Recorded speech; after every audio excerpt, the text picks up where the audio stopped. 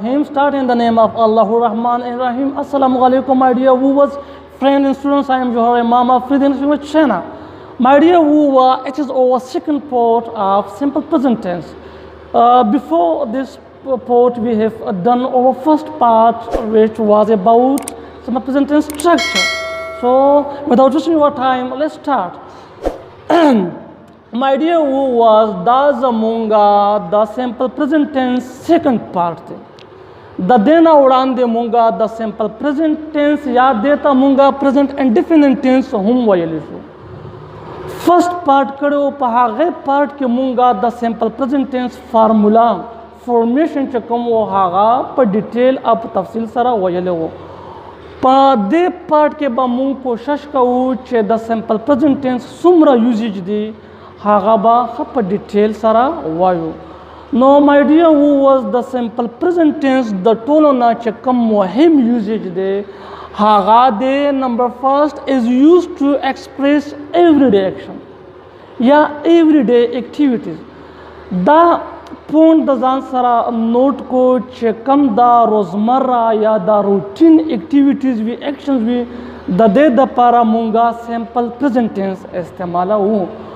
Laka मिसाल के तौर पर मुंग वायु च जसहर पशपक बजे पासेगम दा उस idea was your daily activities दा और the activities the para munga इस्तेमाल हो simple present tense. For example, we can say that I get up early, yeah, I get up at 5 o'clock. No, my dear, was da se car चुकुम रोजाना की every day की दा हगे दा para ba simple present tense इस्तेमाल हुए लका वो स्तासो रोजाना स्कूल लाजे दा उस स्तासो कमा हुआ एक्टिविटी दा everyday daily action दे या फॉर एग्जांपल दा देर दा से कासान हुई चाहा खपलो कारुनो लाजी सोक दुकान लाजी सोक फैक्ट्री लाजी वा सोक ऑफिस लाजी नो दा एक्शन चुकुम दी दा दवाई daily activities दी या द देना अलावा चुकुम जमुंगा रोजमर्रा एक्टिविटीज दे पा दे के राजी सहर 5:30 मुंजाव 10 की ब्या ब्रेकफास्ट की ब्या जान तैयार की ब्या स्कूल ला लाची चकुम स्टूडेंटान सोच द कार वाले खपलो करनो ला लाची नो दा टोल पे डेली एक्टिविटीज के राजी नो दा से कार चहागा रोजमर्रा की रोजाना की दा दा पर बमुंगे इस्तेमाल हो सिंपल प्रेजेंट टेंस या प्रेजेंट इंडेफिनिट टेंस लका प दी मिसाल के आई go to school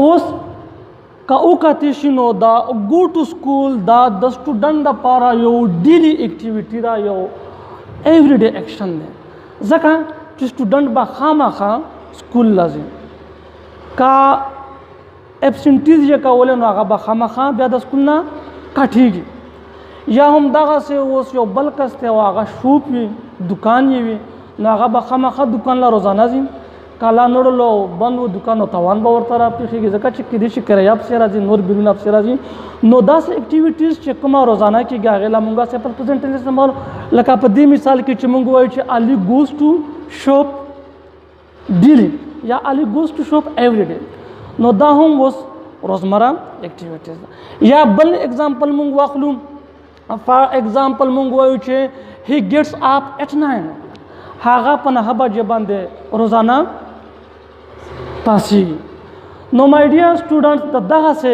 actions the पारा कुम चेपा डेली बेसिस बांधे की द दे द पारा सिंपल प्रेजेंट टेंस इस्तेमालीगी और द दे द पारा दस्ता सोला खपर एक तस दादे चता सो खपल दा रोजमर्रा डेली रूटीन उगोरे लका उस तासो स्टूडेंटान सहर वक्त पास wake up early in the morning.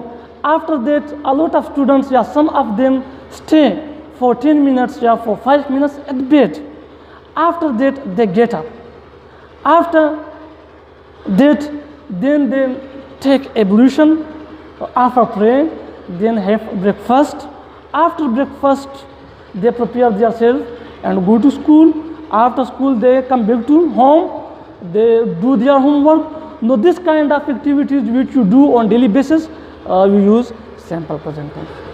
Post पे बोंदे लका हार हागा कोर्च तो से यो रोजाना का दगला मूवी आयु डेली एक्टिविटीज या डेली एक्शन वो दग दे पूरा च कम यो टेंस इस्तेमाल किया आगा सिंपल प्रेजेंट टेंस थे वो सिंपल प्रेजेंट टेंस स्ट्रक्चर बस आगा बोने तो से पार्ट फर्स्ट के पुशी यो च कमा तरीका बोंदे जुमला जोड़ेगी نو ځکه پابندي خبرې نه کوو پابندي اول په ډیټیل سره خبرې شوې ښه دا خو یو فرست یوزیج سیکنډ یوزیج یې my dear students دا رایي چې it is used to show habitual action دا هغه کور د پوره هم استعمالیږي کوم چې عادتن کېږي چې څوک یې اډیکټ وي عادتي وي لکه تاسو بیا پر خپل کمیونټي کې په خپل ګاونډ کې یا په چاپیرچل کې وینو ډېر کسان سیګریټ څکوي و دا سیګریټ د یو habitual action دی نو keep in your mind that we use for habitual action a simple present tense نو داسې یو کور چې هغه سړی عادتن کوي نو هغه یې پوره هم سمپل پرزنټ ټینس استعمالیږي لکه په دغه مثال کې مې وویل چې he smokes cigarette هغه سیګریټ څکوي مین هغه یې اډیکټ دی دا یې هیبټ دی یا مو ویلی شو چې د ټیک ټي اوس دا ټي چې کوم دی دا هم په هیبټ کې موږ راځي ځکه چې دا هم داسې یو عادت دی چې دا نه بغیر ګزاره نه کېږي یا نیکسټ اگزامپل he smokes you put snuff تاسې بلدلی وي چې ډېر نسواره مچوي نو دا یې سمپل پرزنټ ټینس سیکنډ یوزیج راغی په سیکنډ یوزیج کې چې کله تاسې له داسې سچویشن راشي یا یې داسې سچویشن سامنا کوو په کم کې چې عادت بیانېږي نو هغه یې پوره بیا تاسې کوم یو ټینس استعمالوو سمپل پرزنټ ټینس اوس فار ایگزامپل یوه جمله یې ته راغلې چې هغه سیګریټ څکوي نو اوس دا یو habitual action دی نو دغه نه به تاسو ډایرکټ بس پوینټ کو چې دا خو habitual action دی او habitual د پر کوم یو ټینس استعمالوو سمپل پرزنټ ټینس او سمپل پرزنټ ټینس چې کوم هغه جمله فارمیشن دی چې کله سبجیکټ یې مسره سینګولر وي او پلورل وي هغه باندې پوه کافي باندې نو پوه نو هغه ویډیو بیا دوباره وکړو پارت باندې ان شاء الله په باندې خبر پوه شو نو دا جمله چې کله مو ترانسلیټ کوو انګلیش لا نو سمپلی he smokes cigarette was keep in your mind that we can't use other tense for habitual action بل action چې هغه بل tense چې کنده دا یو habitual د پرانو استعمالول چې present وي نو دا چې کوم دی و د سمپل present tense هغه action کوم چې habitually کېږي دغه پورا هم سمپل present tense استعمالوو the usage number 2 na pas usage number 3 pa usage या pa uses number 3 के simple present tense is used to show future events simple present tense is used to show future events that are part of a fixed timetable دلته کو کتلی شي نو سمپل پرزنټ ټینس دا واز د فیوچر مینینګ ورکوي د دې نه وړاندې چې موږ ټو کیسز ویل هغه پرزنټ موجوده و خو اوس سمپل پرزنټ ټینس چې کوم دی دا موږ له راکوي فیوچر مینینګ هغه څنګه هغه داسې چې کله فکس ټایم ټیبل وي که تاسو کله هم دا د ریل سکیجول یا شیډول چې ورته ویلی شي په امریکن کې ورته سکیجول وایي په برټش کې شیډول ټایم ټیبل د تګ راتګ د ټرین یا د ایروپلین تګ راتګ یا چې کوم دا کرکټ میچونه وي او د دې ټایم ټیبل تاسو وګورئ نو دلته به تاسو له معلومه شي چې دا به ټول سمپل پرزنټ ټینس استعمال شوي وي حالانکه هغه کارونه به په فیوچر کې کېږي نو دا پوینټ در سره نوٹ کړئ چې کله د ټایم ټیبل خبره راځي د سکیجول شیډول خبره وي نو هلته به هم سمپل پرزنټ ټینس استعمالیږي نو په یوزز نمبر 3 کې وایي چې سمپل پرزنټ ټینس از یوزډ ټو شو فیوچر ایونټس دیٹ آر پارٹ آف فکسډ ټایم ټیبل کوم چې ټایم ټیبل وي او په هغې ټایم ټیبل کې چې کومې د فیوچر دپاره ایونټس آرینج شوي نو د هغې دپاره به سمپل پرزنټ ټینس استعمالیږي لکه په دې مثالونو کې ټرین اریوز ایٹ 7 o'clock مین اوس ریلوے سټیشن دی او د چا مسافر را روان دي نو هلته کې باقاعده ټایم ټیبل لګېدلی وي چې پلانې ریلګاډي چې کوم دی دا په دې ټایم را رسېږي خوشحال ایکسپریس دا په دې ټایم را رسېږي نو همدغسې د اول نه ټایم ټیبل معلوم وي چې دا په دې ټایم یا فار ایگزامپل ایروپلین به مثال به واولو aeroplane leaves at 4 o'clock. جهاز په 4 بجې باندې روانېږي. مطلب دا یې ټیم ورته فکر شوی چې 4 بجې شي بس دا به لیوینګ کې لار بشي. یا نیکسٹ ایگزامپل کرکٹ میچ سٹارٹس ایٹ 4 o'clock. کرکٹ میچ به په 4 بجې شروع کېږي. वो 4 لا ټیم وي فیوچر دی خو موږ ورته استعمال کړی سیمپل پریزنٹ ټینس دی. نو دا پوینټ هم در سره نوٹ کړئ. دا اکثر لا PMQs کې دا دریم استعمال نه پس یوزیج نمبر 4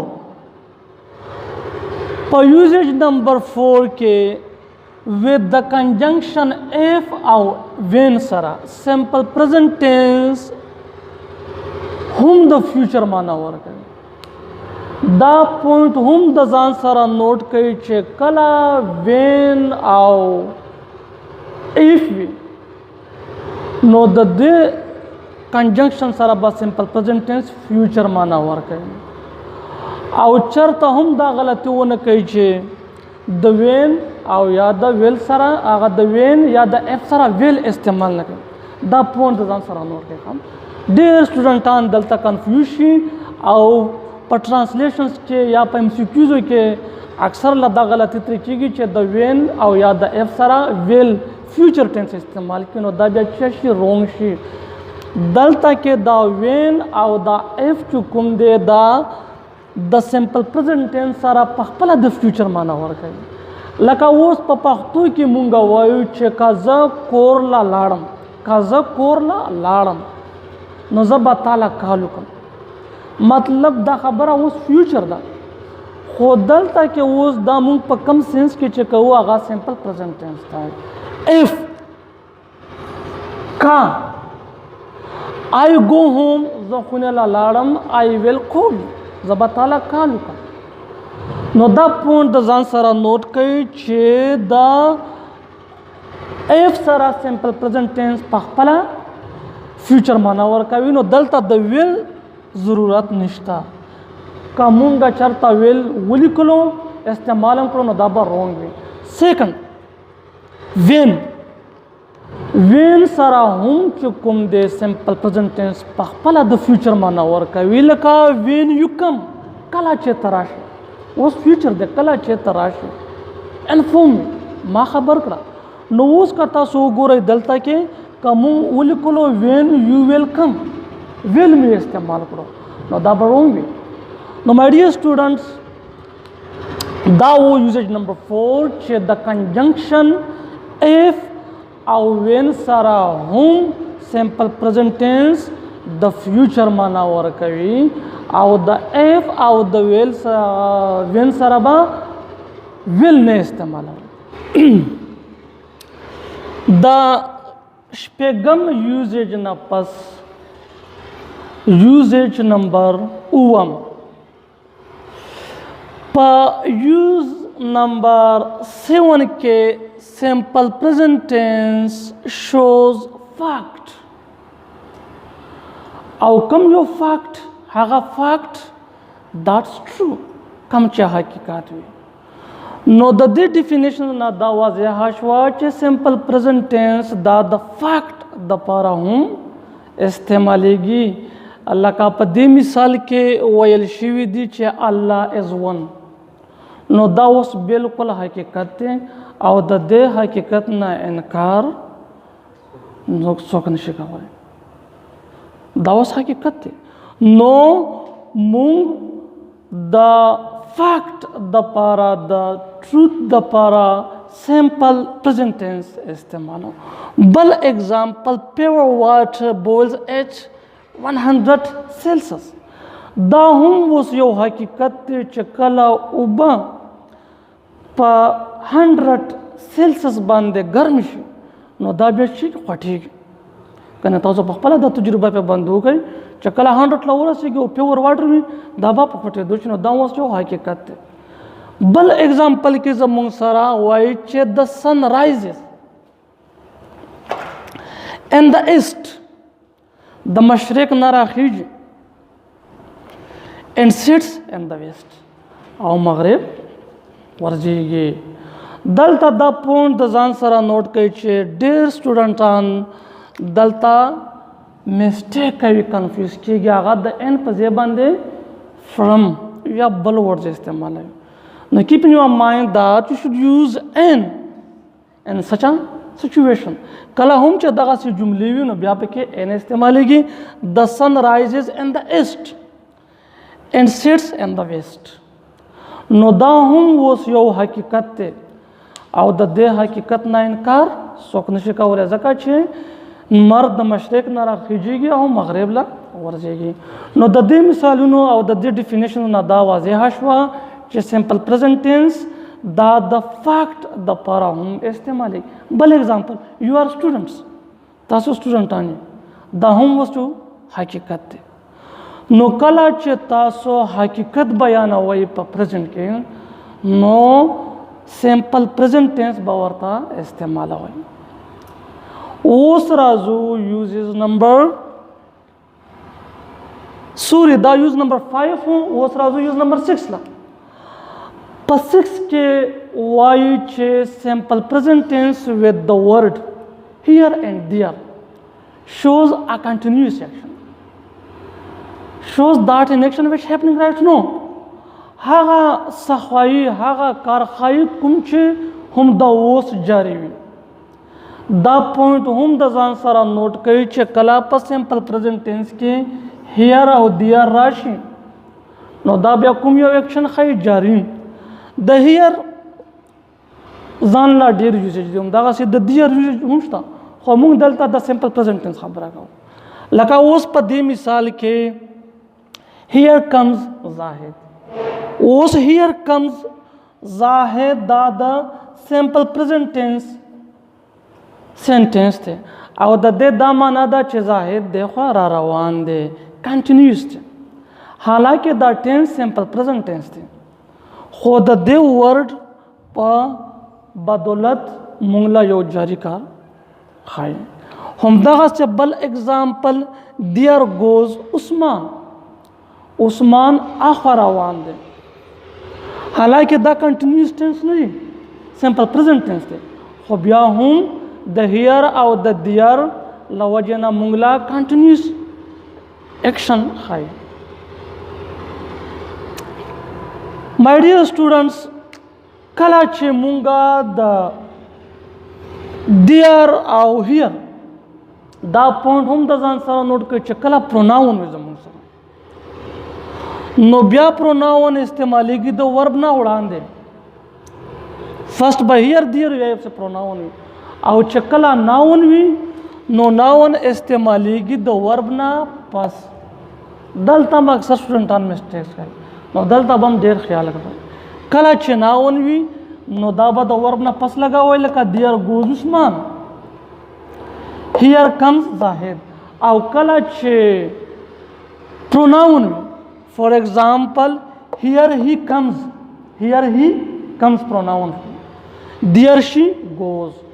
نو دا ډیفرنس وو د ناون او د پروناون په یوزیج کې د هیر او دیر سره. اوس راځو یوز نمبر 7. مای ډیر سټوډنټس سمپل پرزنټ ټینس دا د یو ریپیټډ ایکشن دپاره هم استعمالیږي. یا مونږ ویلی شو چې سمپل پرزنټ ټینس از یوز ټو شو ا ریپیټډ ایکشن. هغه کار ښایي کوم چې بار بار کېږي، مسلسل کېږي. او دلته مونږ استعمالوو یا دلته استعمالیږي ایډورب اف فریکوینسي. ایډورب اف فریکوینسي زموږ سره دی آلویز، یوزولی، سم ټایم، نیور، ایور etc.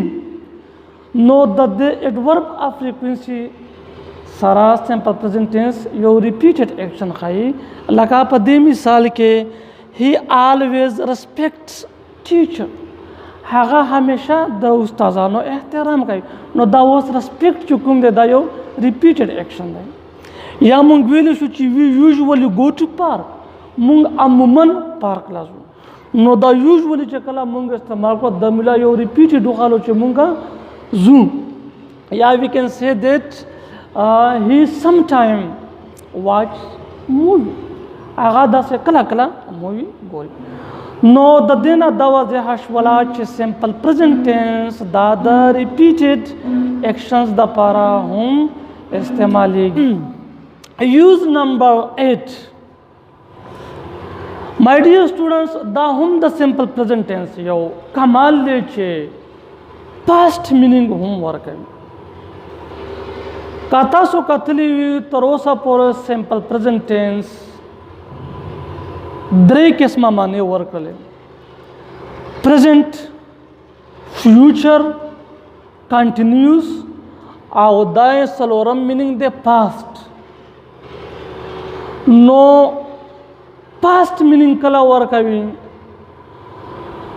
دا پوینټ د ځان سره نوٹ کړئ چې کله په نیوز پیپر چې موږ ورته اخبار وایو په اخبار کې چې کومه شاسرخي وي کوم هیډلاینز وي او په هغې کې سمپل پرزنټ ټینس راغلی وي نو هغه به تیر شوی کار یادوي، تیر شوی کار به ښایي او تاسو به هلته سمپل پرزنټ ټینس څنګه پیژنئ.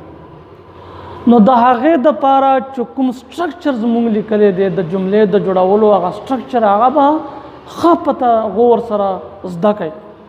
کله چې د ورب سره ایس یا ای ایس وي نو هغه به سمپل پرزنټ ټینس وي یا بیس فارم اف د ورب وي. لکه اوس فار ایگزامپل لاړلې نیوز پیپر د انګلیش راواخیستو او چې څنګه رې سپورټس راواړولو سپورټس پیج چې کوم وي په هغې کې غاټه شاسرخي وه پاکستان بیټس اسټرالیا. اوس دا بیټ چې کوم دی دا زموږ سره فرست فارم اف د ورب دی او دا ایس ور سره اضافه شوی دی نو دا د سمپل پرزنټ ټینس یو رول دی، یو سټرکچر دی، یو سیمبول دی. نو ته به پوه شې چې دا میچ پاکستان ګټلی دی پاسټ ایکشن.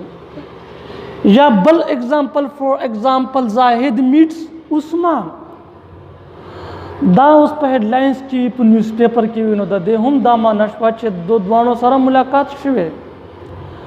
نو سمپل پرزنټ ټینس دا په هیډلاینز په اخبار کې پاسټ مینینګ ورکوي. او بل یوز نمبر 9 چې کوم دی سمپل پرزنټ ټینس از یوزډ ان کوټیشن دا په کوټیشن کې هم استعمالیږي. کوټیشن مین اقوال زری حدیثو کې هم بیا استعمالیږي. لکه په دې مثال کې ایوری پین گیوز ا لیسن وایي چې هر درد دا یو سبق ورکوي، یو سبق پکې موجود وي او بیا هر سبق دا یو کس چینج کوي. نو مای ډیر دا اوس کوټس دی، کوټیشن دی او په دې کې استعمال شوی دی سمپل پرزنټ ټینس. مای ډیر دا و زمونږه سمپل پرزنټ ټینس کوم چې مونږه په 2 پارټس کې وویلو. په فرست پارټس کې مونږه سټرکچر و او په سیکنډ پارټس کې زمونږ و یوزز اف سمپل پرزنټ ټینس. او زه امید لرم چې انشاءالله په سمپل پرزنټ ټینس باندې به تاسو پوه شوي وئ او که بیا هم څه پرابلم څه کوېشن کنفیوژن وي نو په کامن باکس کې لیکلی شئ او زما چینل در سره شیر او سبسکرایب کړئ. تھینکس.